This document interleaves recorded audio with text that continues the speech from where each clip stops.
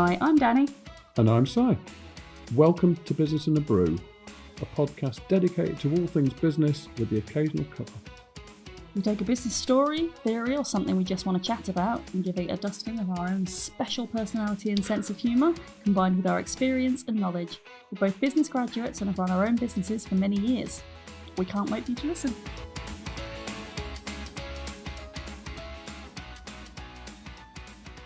Morning. Hello. Hello. Are we live? Yes. Okay. I think that's what the fingers meant. Hi. Okay, right. This one's hopefully going to be of interest to you and to everyone else listening. Have you ever been defrauded, Danny? Yes, actually. Have you? Yeah. It was when I first started my business and someone kept, because I don't like to say no to people, they kept phoning me, telling me that I could pay some money to go into this magazine that was going to go everywhere. Anyway, they took some money, no magazine. Very embarrassing on reflection. Oh, no. I just didn't like saying no to people. $250. Oh, you are a scammer's dream, aren't you? Yeah, I am, yeah. Wow. I'm also the one that buys everything in the impulse bit in the queue when you're waiting to pay Right, the tills. okay. Right, I'm let's just hope there's no one listening that might then... It's going to take advantage of me. What a great idea. I've got a machine I'd like you to invest in. Yeah, I have. Have you? Yeah. Oh, I'm sorry. Have you? Yeah. Yes. Yeah. It was a fake pig. Beg your pardon? Yeah. It was someone, it was actually bought as a present for me.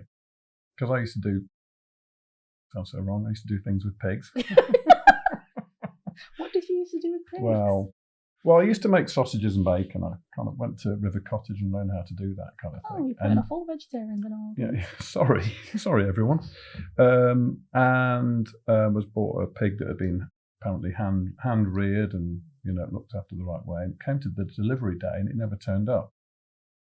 And the guy that had basically come up with the idea had, well, let's just say, it appears that he had kind of got himself in too deep, sold so many of these pigs, but then couldn't back it up with actually having a pig. I think it was probably only one pig that he was trying to divide up between 20 people. So to be clear, you weren't defrauded. Somebody else bought you the pig. The person that bought me the pig, yeah.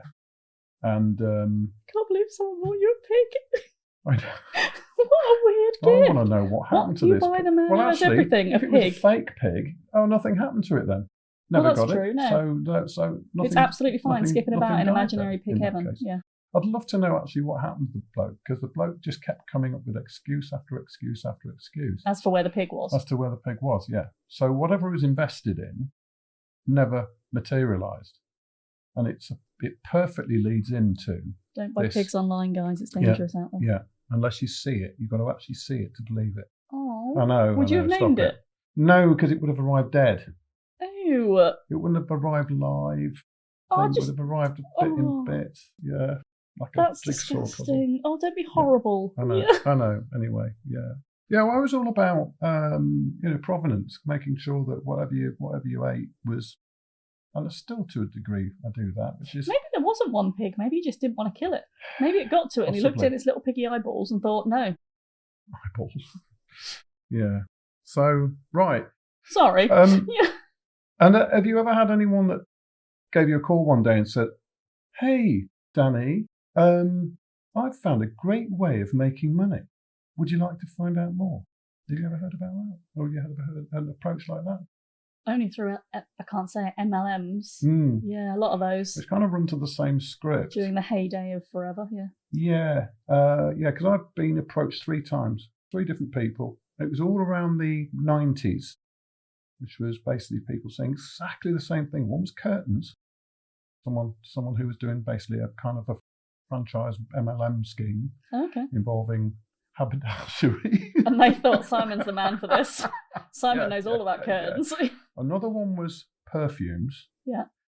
And another one was kind of cleaning materials. Each one of them started with, "Hey, I've got a great new way of making money." So by the second time I heard that, I kind of knew what was coming. But it was kind of like a brainwashing thing. So, yeah, multi-level marketing and MLM. Now, this stuff isn't fraud in most cases. Yeah. But multi-level marketing is basically about selling products. You as an agent, if you like, you're buying into the scheme, but you're buying products to then sell. And you sell that, you're buying a product and then you're selling it, and basically what you kind of keep the difference between the two, and then becomes your profit. So that which is the same with any retail business. With any kind of merchant behaviour, yeah. But for multi-level marketing to be compliant, and that is legal and not a pyramid scheme, which I'll come into, it's got to adhere to what's called the 70% rule, which is that at least 70% of all goods sold must be purchased by non-distributors. So if you're a distributor, you're buying the goods in, but the whole system does not function purely on you buying all the stuff. So you can't buy it all yourself and say you've made X amount of sales? Correct. Yeah. Correct. Okay. Yes. Yeah. Basically means you can't make your distributors be the reasons for your sale and profit. Right. Or sales and profit, yeah. So according to Forbes, so I'm just going to quote them directly. Research shows that most MLM participants earn little to no money, where 99% of MLM participants lose money, with only a small percentage of distributors making a profit. And I assume that the profit is higher up the chain rather than further down the chain. Yeah, it looks that way. So basically, those that you see driving around in Ferraris and living in mansions, they're all right. The 1%, maybe the ones that got in initially, but there's MLM and there's pyramid schemes, and then there's Ponzi schemes. Now, have you heard of Ponzi scheme? I've heard of it. I couldn't define it. Okay, compared to MLM and pyramid. I'm going to do a spot the difference here. Oh, okay. So multi-level marketing can be a legitimate business model, and significant brands like Avon, Amway, Neal's Yard Remedies, been going for decades. In fact, Avon's been going since 1886. Yeah. I don't know if it was an MLM back then, but it's been going for a long time. Neal's Yard since 81 and Amway since 1959. So they are very well established brands. I think people trust them, it's fair to say. Got great reputations. Thing is, MLM schemes, whilst most are kosher, they can be used to to disguise, I should say, pyramid schemes. Okay. Right. So the next question is, what's a pyramid scheme? I don't speak like that. No. Sorry, what's a pyramid scheme? A pyramid scheme, unlike legitimate MLM, prioritises the recruitment of new members, basic distributors, over the sale of products or services. So it's about acquisition of new members, and relies on fees paid by the new members to distribute profits rather than legitimate sales revenue. Right. Okay. Yeah. So it's basically, it's quite a subtle difference. Yeah, that's right. It seems kind of that's why they're often confused. Yeah. People see MLM and they think pyramid. Yes. But a legitimate MLM is a legitimate business, but a pyramid scheme ain't. And the revenue is from the buy-in and not because of sales generated. Yeah. Okay. So similarly, Ponzi scheme is fraudulent investment scam, which is predicated on early investors getting in on the action, and they're paid using return. Basically, their return is on money coming in from newer investors after them. So the early participation, who then go, well, we're being promised 50% returns in 4 months, let's say, which is kind of what happened right at the very beginning. They're paid using money from newer investors rather than from profits generated by the scheme itself. So pyramid schemes and Ponzi schemes are similar methods. Two of them are seen often synonymously. Extracting money from members or investors. So basically, they're both illegal. So how Ponzi scheme works is that investors are attracted to the scheme with promises of high returns for minimum risk. Basically, get rich quick. Scheme operator uses the money from new investors to pay returns to existing investors, giving an illusion of a profitable investment to those early investors. But you've got to keep recruiting and keep recruiting and keep recruiting. Absolutely right. So building up the house of cards. So there's no actual business or profit involved. So there's no investment going on. So it is literally a scam. Yeah, it is. There's no investment. There's nothing tangible other than the investors and the payback from new investors. Profits are simply a transfer of money from one investor to another, passing down the line. Yeah, or up the line. I think it's called so up. Like a bit like when you have a car crash, it's the person behind you that crashed into you, not the person at the beginning. That's about right, yeah. So you're literally stealing from the person below you. Yeah, pretty much, yeah. Right. So as the scheme grows, the need for new investors becomes increasingly large. Otherwise, it doesn't work. Yes. And the number of new investors will ultimately dry up. It can't go anywhere.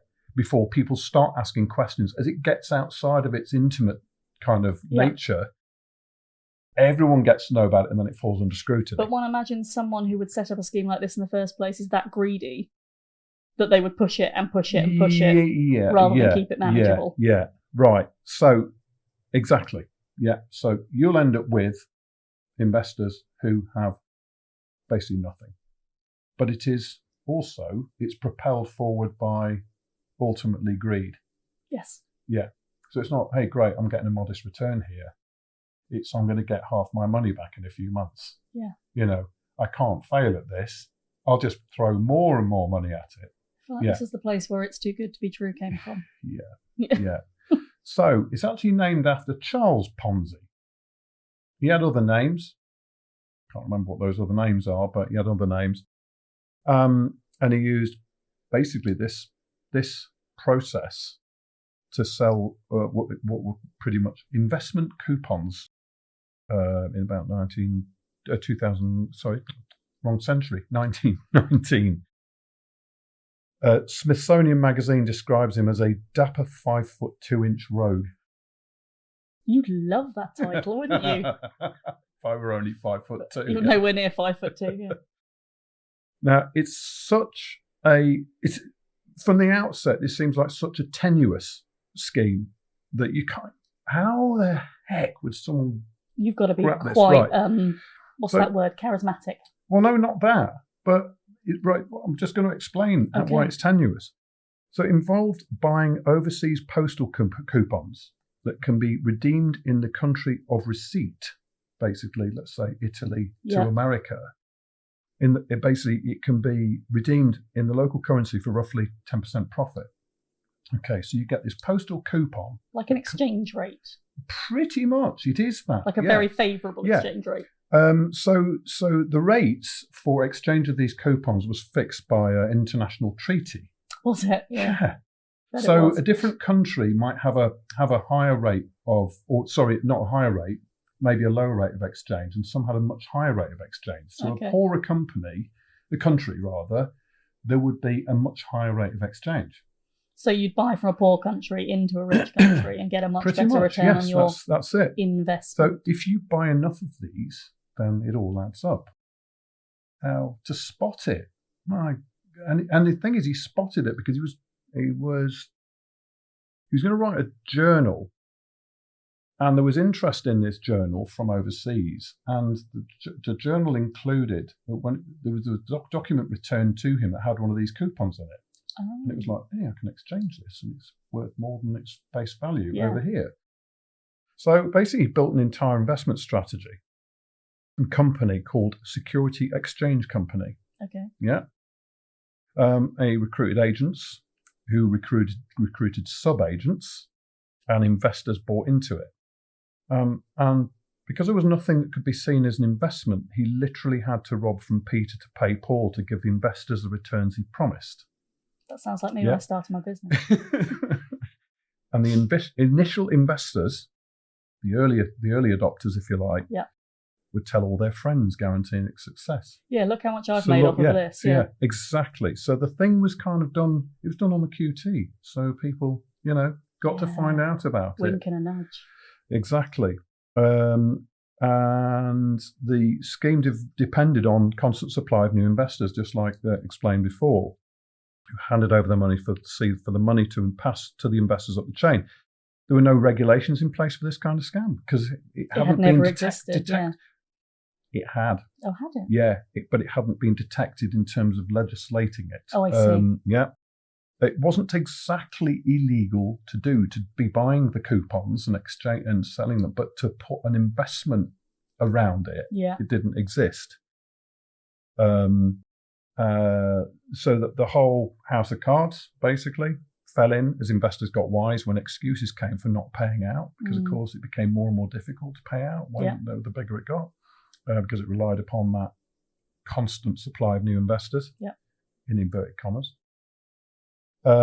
So basically he got caught out and locked up in 1920. Half a dozen banks crashed, just to give you an idea of the scale of it. According to Smithsonian Magazine again. And his name has now become forever associated with the fraud. Yeah, you wouldn't want that surname, would you? That's an unfortunate surname. Changing it, yes. The thing is, not only was he a prolific fraudster, because of course this wasn't his first rodeo, and he was dapper, having spent the majority of his life in the clink. Basically, he wasn't the first to commit this kind of fraud. Earlier schemes were reported in the 19th century. Charles Dickens dramatised the methods in 2 novels. Do you remember The Life and Adventures of Martin Chuzzlewit? No, I do not. Or Little Dorrit? I know Little Dorrit. Yeah. Okay, well, I don't know exactly where within those the schemes existed, but there were people who lost money. Yeah. Wasn't the 1920s the Great Depression as well in America? Yes, it was. No, 1929. So a little bit further on. When the big crash came, but that was due to something else, But still, so it kind of helped. So he got out of prison in 1934. 14 years for defrauding all those people. Yeah. He was deported from the US after trying to sell. We don't want him. After trying to sell swampland in Florida. For what? What was he claiming you could use it for? For coupons, probably. He ended up being chased by 2 states' legislative departments. Where was he deported to? We didn't take him, did we? Italy. Italy? Yeah, so he lived in exile in Italy. Yeah. So the cheeky little bugger also, excuse me, you can bleep that if you want, also wrote his autobiography, The Rise of Mr. Ponzi, the long-suppressed autobiography of a financial genius. Wow. Yeah. He's arrogant. That was published in 1935. So was it? Yeah. What idiot published that? What a little charmer. So quite an interesting story in itself, the history of it. But anyway, so the Ponzi scheme being distinct from other pyramid schemes, basically with a primary and distinct from MLMs. Yeah, exactly. But there are still Ponzi schemes around. People still fall for it. There's still fraud around. I'm not surprised. Yeah. According to Action Fraud, so that's the UK's National Reporting Centre for Fraud and Cybercrime. Yeah, in fact, they say you should report fraud to them if you've been scammed, defrauded, or experienced cybercrime in England, Wales, and Northern Ireland. You can just find the Action Fraud website. So this isn't a plug for them, but it's quite useful because there'll be people who are listening to this who probably will have had a scam or have been defrauded in some way. Yeah. There's stuff going out, even on the news this morning. There was that thing about DVLA. Oh, deep fake sites. Yeah. Exactly, yeah. But anyway, so the Action Fraud, their statement is Ponzi schemes are get-rich-quick investment scams which pay returns to investors from their own money or from money paid in by subsequent investors. So you put your own money in, you get your own money back out. Funny that, yeah. There's no actual investment scheme as a fraudster. That's literally a bank. Off the money for themselves with no interest. So they go on to say early investors will usually receive the promised returns on their investment, so they start to spread the word to family and friends. Scheme gains credibility because the money is invested in any kind of investment vehicle. There are no profits. Instead, the first investors are simply paid out from the money paid in by new investors. The scheme operator eventually disappears with investors' money, so the system eventually collapses with later investors receiving nothing, including their initial investment. So you're all right if you get in on it quick and soon. You know, do they all go to Italy? Further down the line. Yeah. So it's just by word of kind of warnings. This is from Action Fraud. So you'll hear of these things because I've actually been approached by people since investments and things like property investments and things like that. Mm. The investment's marked as an exclusive opportunity with an increasing pool of similar investors. Advertising in the form of word of mouth with statements and endorsements from unknown sources, often stamps and marks of what are called trust. Yeah. Claims of little or no risk to the investor. Unregistered investments in a market where there's little or no regulation for the investment type. Investment advisors lack professional licenses. Investment duties and fundraising are intertwined. Unconventional or inconsistent account statements that are delayed and prone to errors. But the thing is, by which time? Yeah, but by which time it's too late, because if you're waiting for statements and you're waiting for, I wouldn't know what a genuine mark looked like. I wouldn't know what qualifications. It's not like when the police turn up at your door and go, "Can I see your warrant card?" Yeah, quite. I don't know what I'm looking for. So there's a whole pile. I'm terrified I'm going to be Ponzi'd. Yeah. Is that a verb? Yeah, I think it is. Oh. I think it is now. You just coined it. Thanks. But there's 20 red flags right there. Pressure to maximize investment funds by constantly paying in because you'll get a better return. Mm. So all of this stuff is kind of what you hear and what you feel when when someone is trying. You need to make the decision this weekend. You need to make the decision by fear marketing tactics. Everyone Absolutely uses right. it. Yeah. But the long and short of it is, if an investment seems too good to be true, then it probably is. No, I think it definitely is. That's pretty much. There's no such thing as guaranteed risk-free. Absolutely, high returns can only be achieved with high risk. Mm-hmm. That is a massive element to this. And Ponzi fraudsters use vague technical jargon to describe their non-existent investments, such as high yield investment program or global currency arbitrage, which the exchange of coupons, those postal coupons, was arbitrage. Arbitrage is, I guess it's French. The language is designed to dazzle you. Fraudsters try to pressurize you into making rush decisions using hard sell techniques and give you no time to consider the nature of investment. And you imagine that you're maybe a little bit older, a little bit kind of, you're wondering what to do with all the money you've got in the bank. That won't be me. That will 100% not be me. Yeah. I'm safe from Ponzi schemes. It's fine. This sounds great. Just what we need for the grandchildren. You can just imagine that. Keep your as with many fraudulent schemes, you're encouraged to keep your investments secret to ensure you receive maximum returns. So the people you tell, it's like keep it secret to achieve. Well, it doesn't even make any sense. It doesn't. Money doesn't grow because you're not talking about it. Yeah. So anyway, there's a load of links in this that will be in the notes. But anyway, just to kind of round it off, Ponzi is very much alive and well, even though he died in 1947, partially paralysed. But he's that's sad. Tiny violin. I know, but it's good to know that a name was given to it that is so easy to say and spell. Because otherwise it probably still would have been going around as something that was the scam with no name. Yeah, but at least now Ponzi has become synonymous with fraud and scam. But just a kind of a final note, really, if you've been affected by fraud, you can contact Action Fraud, and there's a number 0300 123 2040. I'll say that again, 0300 123 2040.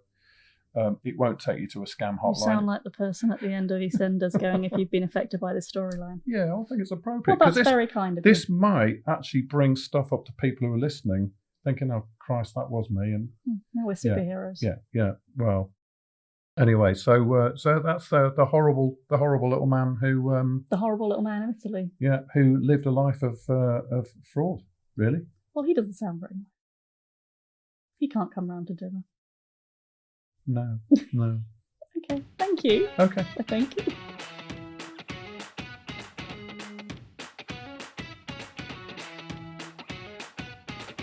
Thanks for supporting us by downloading and listening to this episode. And a massive thank you also to Donnie, Emily, Nat and Lewis and the BTD Studios for all your expertise in bringing our podcasting dream to reality. We'd love it if you commented on this episode, as we'd really like to know what you think and what you might like us to cover in future episodes. And we'll see you on the next one.